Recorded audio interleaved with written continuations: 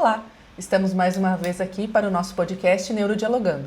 Hoje eu tenho a honra de receber a Jaqueline Dias, que foi minha professora na faculdade e hoje é minha mentora, posso dizer assim, supervisora, né, nos exames auditivos que nós fazemos aqui na clínica. Jaqueline, o nosso encontro vai ser de forma remota, à distância, tendo em vista que a Jaqueline mora em Londrina, né, Jaque? Sim. Jaque, seja muito bem-vinda, muito obrigada por ter aceito o nosso convite. Muito obrigada, eu que agradeço, Cris, pelo convite, por eu participar. Estou em Londrina, né, então já há 4 anos, e como você disse, a gente se conheceu na Universidade Federal de Santa Catarina, né? Sim. E eu sou fonoaudióloga já há 15 anos, eu acho que não sou boa de matemática, né? Mas 15 anos aproximadamente, e desde do meu TCC, o meu mestrado, meu doutorado, foi sempre focado em audição, audiologia e reabilitação auditiva. Então, tanto diagnóstico audiológico, assim, todas as áreas aí que englobam a audiologia, a gente tem um pouco desse conhecimento para compartilhar. Sim. E atualmente eu estou na Audioclínica GEM, que é uma clínica aqui de Londrina, do Paraná, e atuo basicamente com o diagnóstico audiológico, tanto a criança, adulto, idoso, e também na terapia auroral, na terapia da reabilitação auditiva de criança, adultos e idosos. E estou muito feliz por você ter me convidado, muito obrigada, agradeço muito. Que bom. Vamos lá. Eu que fiquei feliz com o teu aceite, né? Porque a gente tem esses diagnósticos que a gente tem recebido no neurodesenvolvimento, então de transtornos, né? E às vezes quando a gente vai avaliar essa criança, a gente acaba identificando uma perda de audição que faz toda a diferença, né? Então, para começar essa nossa conversa, eu gostaria que você falasse um pouquinho de como que acontece o processo do neurodesenvolvimento da parte auditiva. Tá. Bom, esse neurodesenvolvimento, né, auditivo, ele vai começar desde o útero. Então, na 20ª semana de gestação, a gente já tem a cóclea formada e dentro do útero a gente já consegue observar, existem alguns estudos que conseguem observar algumas respostas por meio do aumento do ritmo cardíaco do feto, né, aumento da movimentação, e ritmo cardíaco principalmente, né, e a movimentação ali intrauterina, quando apresentado alguns sons. Inclusive, existem alguns estudos que mostram quando foram apresentados sons de vozes, de outras vozes, comparado com a voz da mãe, a criança tinha uma resposta muito maior com a voz da mãe. Então, a gente já consegue ver todas essas redes neurais aí já sendo estimuladas. Não são todas as redes neurais, mas a gente já vê que existe a partir da 20ª semana, a gente vê esse desenvolvimento. E aí, esse neurodesenvolvimento auditivo, ele vai acontecer até aproximadamente, tem algumas habilidades ali até 7 anos, outras que são até 12 anos de idade, mas falando um pouco mais ali sobre após o nascimento, a gente vê que o bebê, ele responde mais para sons fortes, né, então tem muitas mães que ficam preocupadas, ele nem responde quando eu falo, não, ele ainda não vai responder, porque ele está aprendendo, né, a ter essa percepção. Então, basicamente, sons fortes, mas conforme ele vai desenvolvendo, ele vai começando a ter essa percepção dos sons mais fraquinhos e acalmando. Então, até eu pergunto para as mães, né? Mas ele já não se acalma quando você fala com ele? Ah, sim, ele para de chorar, mesmo que ele não me vê. Então, isso já é um fator muito importante que, a criança está se desenvolvendo bem. E aí a gente vê lá por volta de 3 meses que a criança tem um desenvolvimento motor um pouquinho melhor, e aí você tem algumas viradas de cabeça assim, rudimentar, perante alguns sons mais fracos também. E eu sempre falo, né, a maioria dos estudos dizem, é sempre muito acompanhado com o desenvolvimento motor. Então, com 6 meses, quando a criança já tem esse controle de pescoço, de tronco, a gente já vai conseguir observar a localização auditiva. Então, a função de localização auditiva ali com 6 meses, pensando sempre que com prematuros a gente tem que corrigir essa idade, né, dar um pouquinho aí a mais de tempo. E conforme essa criança cresce, a gente também consegue observar as respostas de produção de fala. Então, o desenvolvimento de fala também vai ser um indicador de que sim, o neurodesenvolvimento está indo bem. Então, a gente tem muitos fatores, mas os principais são esses, né? Acompanhar esses marcos do desenvolvimento motor e também esperar respostas para sons baixos conforme a criança vai crescendo mais. Mas ali a gente tem, a partir de 6 meses, tem criança que consegue fazer o VRA, que é a audiometria com reforço visual. Tá. Então, ó, já existem vários estudos que falam que com algumas crianças com 6 meses já conseguem responder para níveis mínimos de audição ali de 20, 25, mas tem que ter muito cuidado nesse desenvolvimento, porque depende do desenvolvimento neuropsicomotor também, né? As respostas que a criança dá e a parte auditiva e motora. Tá. E cognitiva, né? É um combo, né? É um global, né, de tudo. A gente fala de uma parte específica, mas nunca dá para, né? Porque para falar, dá para falar separado. Mas agora o acontecimento, como acontece, é tudo junto, né? Tudo integrado. Tudo integrado. E nessa fase do desenvolvimento, já que existem os fatores de risco, né? Que possam, vamos dizer assim, atrapalhar esse desenvolvimento, né? Você poderia citar alguns para nós? Então, vamos pensar assim, fatores de risco, vamos pensar do período gestacional e, né, perinatal ali. Então, você tem a prematuridade, é um fator de risco que pode influenciar, né, nas respostas neurais, que por isso que é super importante já realizar o PEAT, né, os potenciais evocados auditivos troncoencefálico nos prematuros. O baixo peso ao nascer também é um fator de risco. E esses são os principais, né? E também, né, claro, quando existe já alguém na família que tem perda auditiva, isso é um fator de risco para o desenvolvimento. E também, vamos pensar um pouquinho quando a criança já é um pouco maior, né? Se é uma criança que tem muitas infecções de vias aéreas superiores, otites de repetição, isso pode influenciar o neurodesenvolvimento auditivo, porque se a gente for pensar que é uma criança que tem uma otite, a otite, ela consiste em ter uma perda condutiva, mas essa perda condutiva vai ser flutuante, né? Então, pode ser que tem secreção lá no ouvido, escuta bem. Não escuta bem. Não tem secreção, tá escutando bem. Isso flutua. Então, ela vai receber, o cérebro dessa criança, ela vai receber o som de uma forma flutuante também, não vai ser contínua, né? Não vai ser limpa, clara.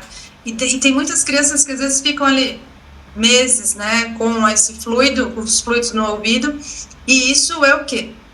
Significa que ela está tendo uma privação auditiva. Então, a gente tem muitos casos em que a gente vê que, apesar de não ter mais fluido no ouvido, a gente vê, às vezes, algum atraso aí nas latências da onda 3, da onda 5, e isso pode ser um fator de risco. Então, as infecções de vias aéreas superiores de repetição também.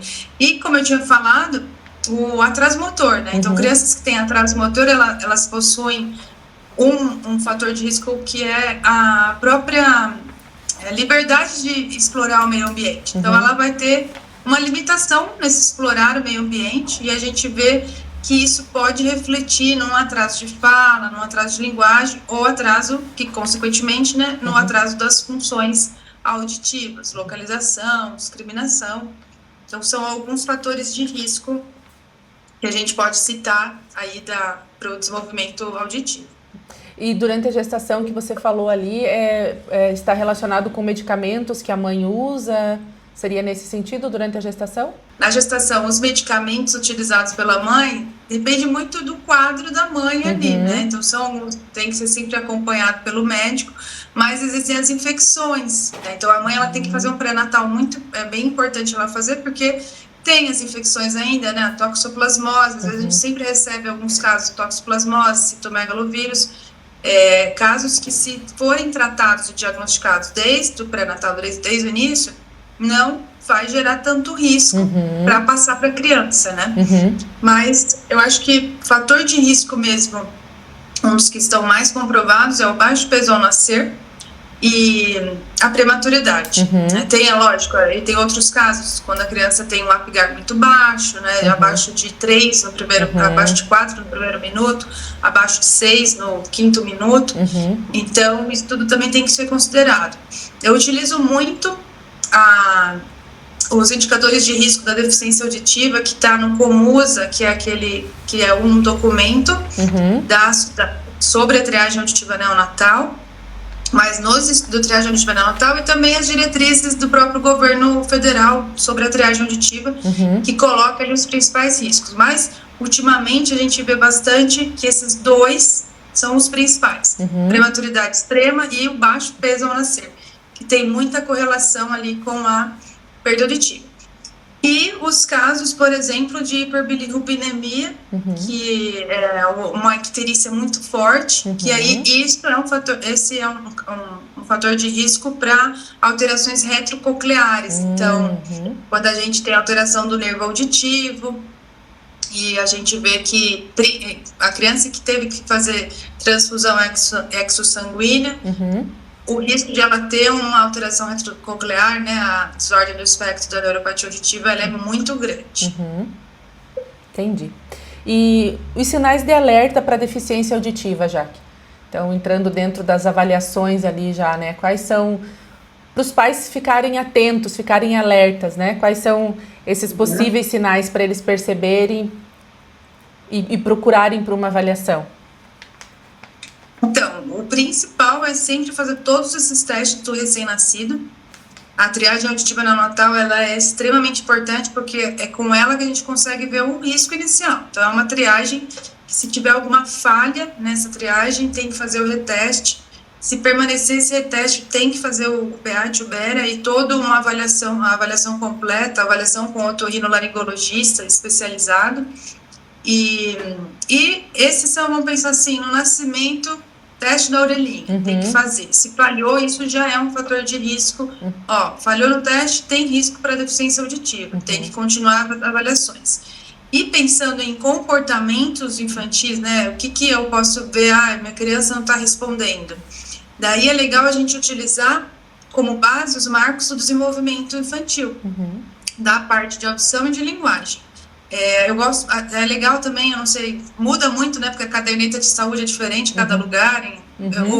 Teve uma vez que eu acho que era tudo igual, né, mas tem uma caderneta muito legal, que é um livrinho mesmo, que eu sempre oriento as mães, deixa eu ver a caderneta do bebê, e tem os marcos para as mães acompanharem, mas o principal, e tem lá os sinais de alerta, né, ó, a criança já responde ao nome, né? Então, assim, já se acalma quando você começa a cantar, quando você começa a falar com ela sem ela te ver, já começa a se movimentar mais, ou às vezes tem um reflexo do susto, né? De reflexo quando a criança escuta um som forte.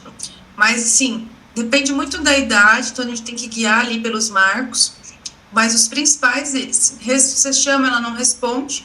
Depois aí de 3 meses, porque a gente tem que lembrar se a criança já está conseguindo localizar. Mas a partir de 4, 5 meses, ela já consegue reconhecer o nome. Mais fortemente entre 6 e 8 meses. E o atraso de fala. Então, assim, a criança tem atraso de fala, a primeira coisa é testar a audição. Porque você pode perder o quê? Perdas auditivas leves, né, Cris? Então, você tem a criança que tem perda auditiva leve, ou às vezes ela tem uma rampa, ela vai responder, né? Então, a perda auditiva em rampa, você tem a prosódia presente, você tem as frequências graves que vão te dar identificar a prosódia da fala, ó, tem fala. Eu percebo que tem fala. Mas as perdas agudas ali, as perdas nas frequências agudas, vai dar inteligibilidade. Então, você vê que a criança responde, às vezes ela entende frases longas, mas demora para falar. Ou começa a falar com várias trocas de fala, principalmente as trocas do surdo sonoro, né, dos fonemas surdo sonoro. Então, ela vai ensurdecer quase todos, né? E porque é essa parte aí que você vai perder de informação aguda, a clareza da fala. Então, esses sinais de alerta, né? Não responder. Também retomando o que a gente tinha falado lá no começo, os sinais de alerta à criança que tem muitas infecções de vias aéreas, já é um sinal de alerta, já é um fator de risco, as duas coisas ali, para você estar de olho. E essas perdas leves e moderadas. Então, já atendi vários casos que a criança chega com 5, 6 anos, não evolui na fono, e 6 anos é tarde, mas às vezes tem alguns casos que chegam com 6 anos mesmo sem diagnóstico audiológico, mas as crianças mais novinhas, ali até uns 3 anos de idade, que agora ainda bem que está chegando mais, né? Cedo. e vai para a fono, mas a fono pede, né, a avaliação. Agora a gente vê mais isso e a gente vê que essas perdas auditivas leves, moderadas, acontecem muito e aquela criança não está evoluindo, não está conseguindo fazer essa evolução que já era esperada para fazer. E às vezes ela chama, às vezes eu chamo, ela não responde. Quando está no barulho, então, aí você começa a fazer essas perguntas para a mãe, né? Mas ela responde quando ela está olhando para você? Ah, é? E se você estiver de costas? Ah, responde. E realmente, uma perda leve, uma moderada, você vai ter uma resposta. A criança vai olhar para trás, né? Então, tem que tomar muito cuidado com isso. Qualquer atraso de fala, a avaliação audiológica completa, né? Sim. Mesmo porque, às vezes, tem alguns profissionais que falam, mas passou no teste da orelhinha, tá ótimo. Sim. Mas não, né? Sim. O teste da orelhinha é só um pedacinho ali do ouvido, né? Eu fiz uma mãe, né, teve um contexto ali, a gente fez o teste da orelhinha e no teste da orelhinha a criança passou. E daí a mãe me perguntou assim, Cris, isso significa que então ela nunca vai ter perda de audição, né?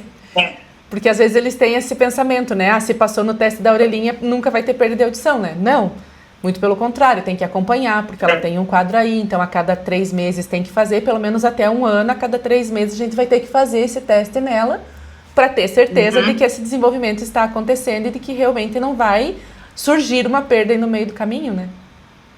Principalmente as crianças que às vezes precisam usar antibiótico, né? Sim. Então tem alguns antibióticos que podem dar alguma alteração tardia, então aí tem que acompanhar mesmo.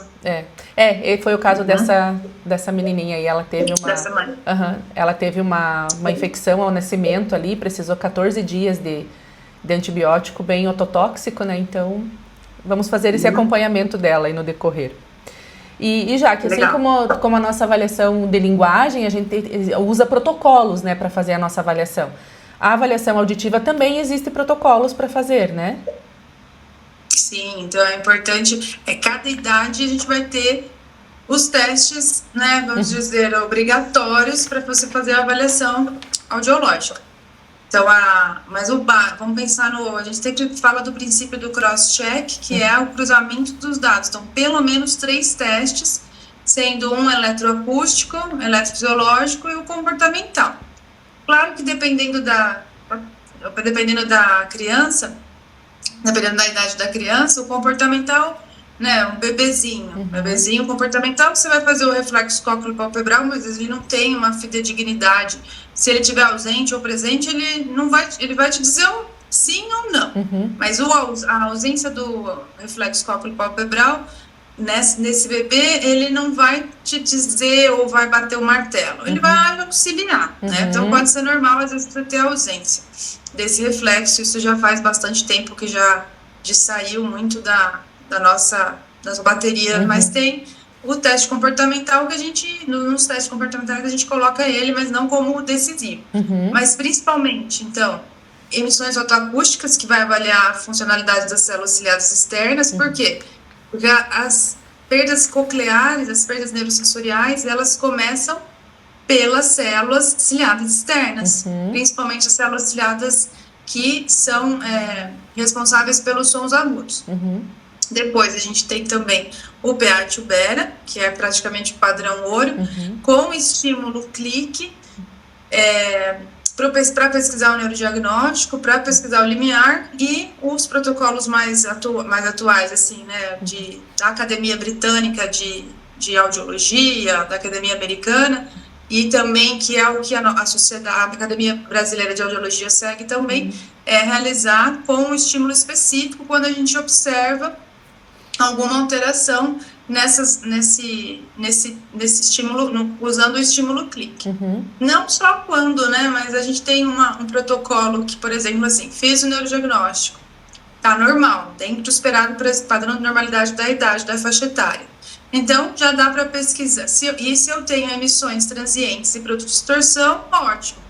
Então, fechou o nosso diagnóstico ali, né?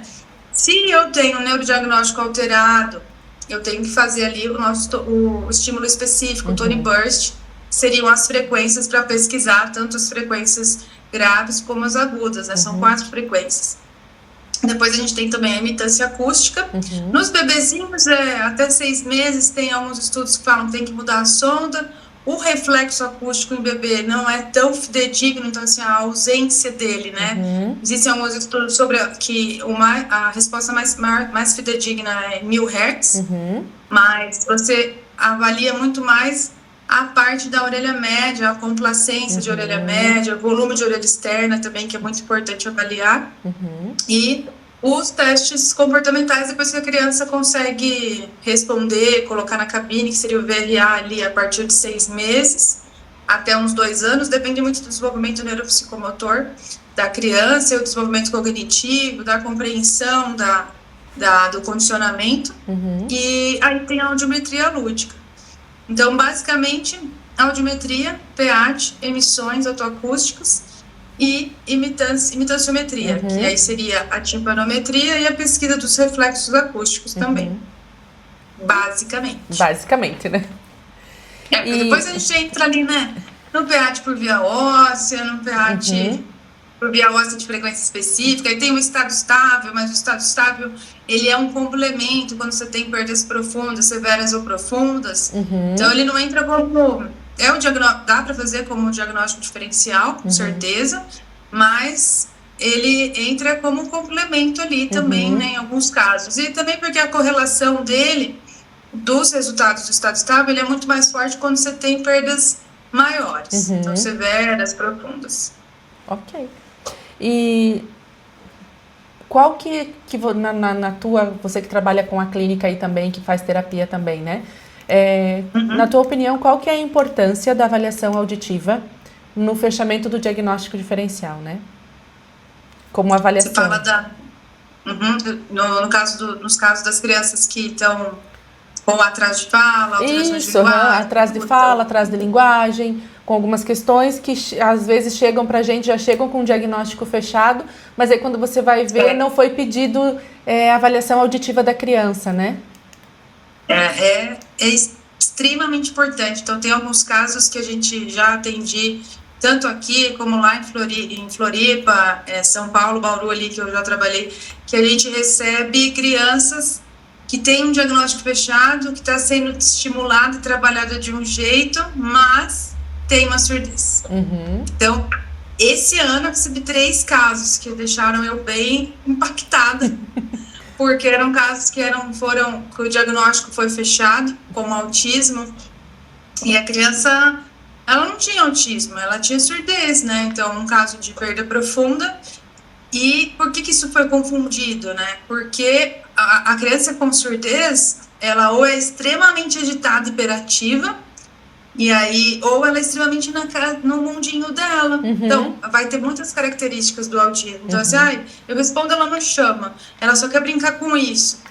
E isso vai atrasando o quê? Desenvolvimento social, né? O afetivo social. Se você tem o atraso, tem uma surdez, a surdez, ela vai impactar no atraso da fala e da linguagem.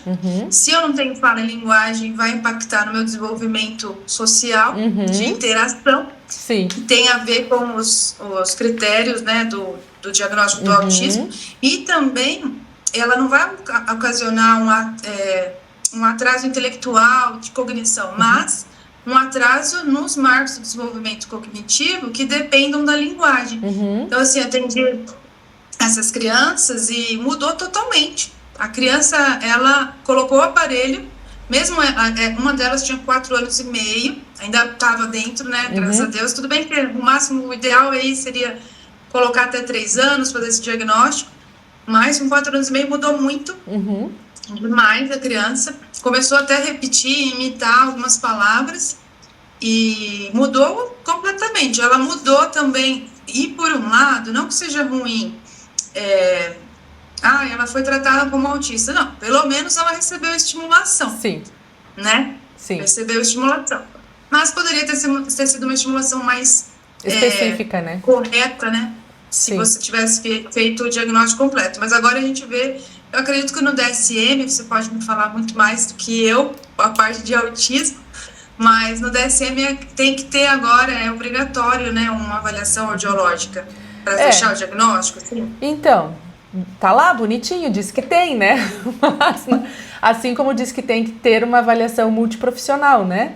E infelizmente, alguns casos que a gente recebe aqui, isso não aconteceu, né?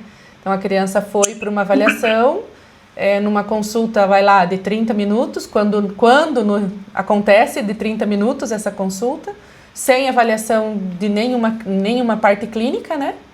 E a criança acaba voltando com um diagnóstico fechado. Daí a gente fica de mãos atadas, né? Não que a gente não faça, né? Não que a gente não oriente a família no que precisa ser feito dentro da nossa avaliação daí, né? Mas muitas vezes... Eu já vejo algumas fonoaudiólogas que encaminham as crianças e aí os pais falam, não, a fono não vai atender se não tiver o BER. A fono não vai atender se não tiver áudio. Aí ela falou assim, a mãe até falou assim, mas ela passou no teste da orelhinha, né? Daí é aquilo que você falou. Não, mas é diferente. Então é muito importante. Porque você precisa, o quanto antes você fazer o diagnóstico completo ali, né? Pensando em tudo, porque... Se eu sou uma fono da linguagem, que vou fazer estimulação de linguagem e fala, eu preciso saber como é que está o canal de recepção, né? Sim. E o principal canal se você escutar bem, você vai falar bem. Basicamente, na maioria dos casos, é isso. E é muito importante. Agora está aumentando, né? Agora está aumentando mais esses encaminhamentos. Eu vejo bastante encaminhamento de neuro, de pediatra. Antigamente tinha... que esperava, não, espera um pouquinho, que daqui a pouco ele fala. Daqui a pouquinho, né? Vai, né? 5 anos, meu Deus do céu, 5 anos tem que contar a história. Né? Mas dentro dessa questão, eu tô com um paciente que ele ficou, né, com uma outra estimulação para apraxia. Quem a profissional que avaliou ele, avaliou dizendo que é apraxia. E não foi. E veio para mim, na avaliação auditiva ali, ele tinha alteração nas emissões e curva B na imitanciometria, né? Encaminhamos para o otorrino, fez a colocação dos drenos, enfim, né? E hoje ele veio para o atendimento, hoje ele estava bem gripado, assim, né? E a gente estava com um brinquedinho que fazia barulho. E ele disse assim para mim, Cris, acabou a pilha? Daí eu disse, não acabou a pilha, tem? Ele, não, olha, não funciona. Eu disse, sim, funciona, olha, você está vendo que está acendendo a luz? Ele disse, mas não está fazendo barulho, mas estava fazendo barulho. Aí eu falei para a mãe, deixa eu fazer uma imitância nele para ver o que está acontecendo aí, né? Tava lá com uma curva B bonitinha, né? Secreção extremamente ali. Então, assim, e até o treino de repetição de palavras com ele hoje não foi assim, né? Mas isso porque eu já tô com ele há um ano, então essa percepção dele que eu tenho com ele é muito boa, eu já sei disso, né? Mas quando a gente pega uma criança que tá no começo ali que a gente não sabe, eu acho que ficar com esse olhar um pouquinho mais aguçado também ajuda, né? Sim, com certeza. É o que mais tem, né? Tem muita criança. Eu acho que a otite e esses... Porque agora mudou tudo, né? O nosso clima... Tempo seco aqui, Londrina, não sei como que tá aí, mas assim, não choveu, depois fica 3 meses sem chover e muita poeira, então tudo isso influencia, né, nessa parte de vias aéreas superiores. E as mães têm que estar super atentas. Eu posso ter um exemplo da minha sobrinha. Minha sobrinha é um caso de atraso de fala, trocas na fala, por fonológico, não, tipo fonológico por otite de repetição. Então ela não conseguia discriminar. Ela não. Aí, isso que eu tinha falado no começo, né? Então a criança cresceu ali com essa privação auditiva por causa da otite. Perdão.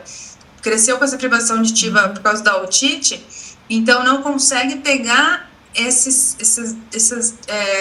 diferenças mínimas, né? Que são os pares mínimos aí do surdo sonoro, principalmente. Se apoia muito na leitura orofacial e aí às vezes a gente fica tratando a criança como uma alteração motora e esquece de ver a parte auditiva, o histórico auditivo, e como você falou, colocou um tubo de ventilação, mas ela voltou, a secreção voltou. Às vezes é uma criança que tem que trabalhar também alguns exercícios de tuba auditiva, né, para melhorar essa parte da musculatura da tuba auditiva. Às vezes é respirador oral, você tem uma hipotonia generalizada desses músculos do palato, enfim, bochecha lá, e muito, muito complexo, né? Então, Sim. se você não tem esse olhar global da criança, você vai às vezes trabalhar só o motor, só o motor, só o motor? Não, ó, apesar, tem 4 anos, por que eu vou avaliar a discriminação auditiva?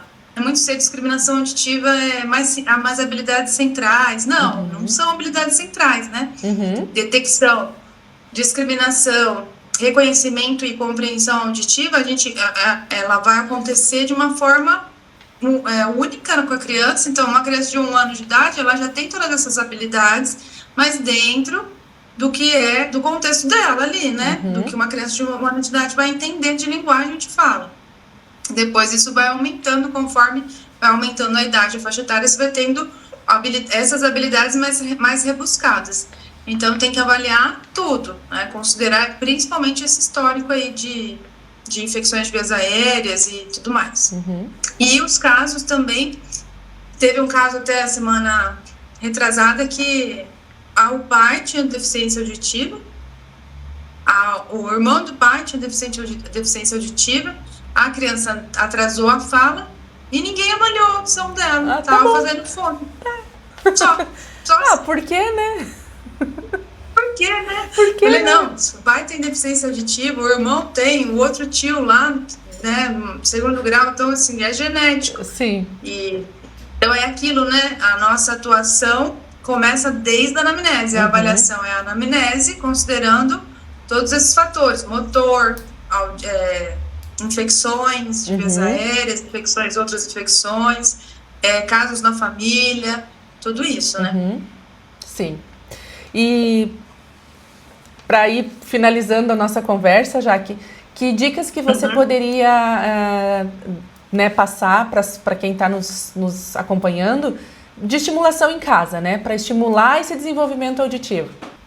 O principal de todos é a leitura, né? É criar o hábito de leitura. Ele está entre os principais indicadores de sucesso.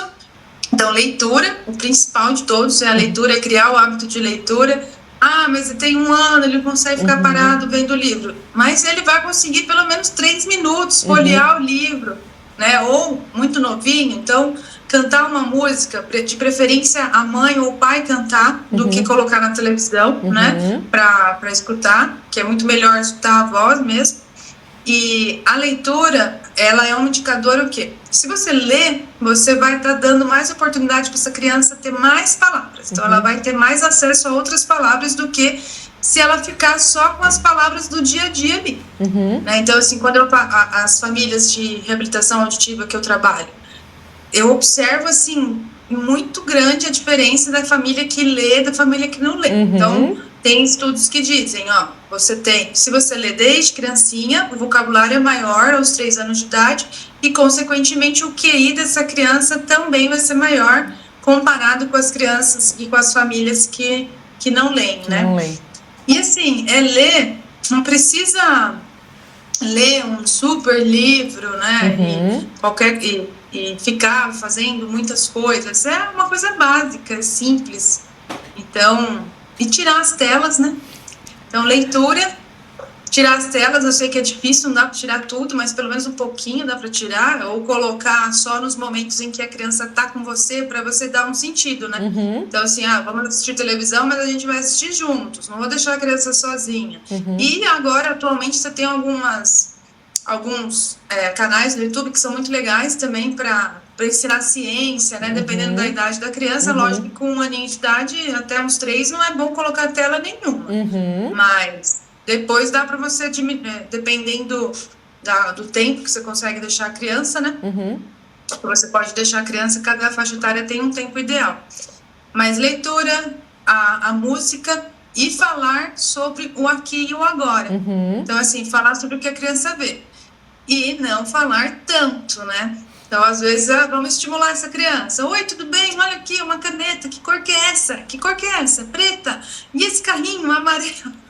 Então, às vezes, as famílias falam demais. Sim. E aí tem uma dica muito importante que quando você falar com a criança, você tem que esperar contar 5 segundos para ela processar.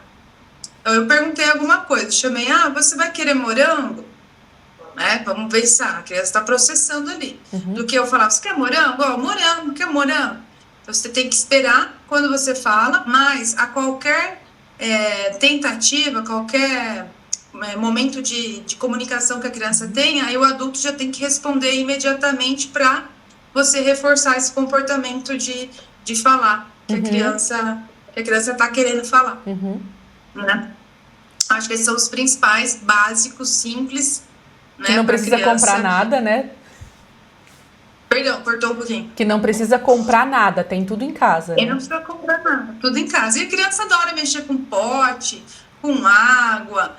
Agora a gente dá para ter umas brincadeiras muito legais que você coloca cor na água com gelatina, porque ela vai querer colocar as coisas na boca, enfim. Tem aquelas massinhas com amido, né? Também, que não tem igual tinta, né? Dá pra fazer tinta com amido de milho, com corante alimentício. Então tem várias coisas assim legais. E também não pode ter muito dó, assim, às vezes tem que deixar sujar um pouquinho, né?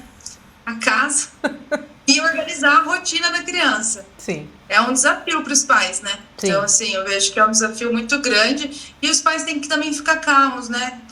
Às vezes os pais ficam muito nervosos, ansiosos em querer ver logo uma evolução na criança que está com atraso de fala ou que está usando um aparelho auditivo, porque a criança sente tudo, né? Então, também, a fonoaudióloga também tem que trabalhar muito isso, né? Esse acolhimento, esse aconselhamento com os pais, porque são os pais que vão estar ali 100% do tempo com a criança, para os pais ficarem seguros. Sim. Né? E conseguir estimular dessa forma mais leve e tudo mais. Porque às vezes a gente vê que os pais recebem um diagnóstico e aí acaba mudando totalmente a postura, né? Fica mais preso. Não, você tem que tratar da forma que tem que ser qualquer criança e pronto. E algumas dicas ali, aqui, principalmente para as crianças que usam implante coclear e aparelho auditivo, tem algumas dicas específicas, mas o acolhimento dessa família e a informação para essa família ser o guia, né? Ser quem vai lidar ali com tudo isso, com toda essa estimulação e desenvolvimento da criança. Basicamente isso. Ok. Jaque, quero te agradecer de coração pela tua disponibilidade, né, de aceitar vir conversar com a gente um pouquinho sobre isso, que é um assunto que eu gosto pra caramba, mas como não é a minha rotina diária, quando aparecem esses casos cabulosos, como diz você, eu fico, né, em dúvidas e é a você que eu me recorro, então quero te agradecer de coração por toda a ajuda que você me dá e por esse bate-papo que você aceitou ter conosco aqui. Imagina, eu que agradeço, fico muito orgulhosa que você pude ter contato com você como aluna e sempre muito, muito especial, muito dedicada. Falei, não tem como não ser uma ótima profissional. Eu que te agradeço e te parabenizo também, porque você está brilhando. Parabéns. Muito obrigada. E assim encerramos mais um episódio do nosso podcast Neurodialogando. Aguarde os próximos episódios.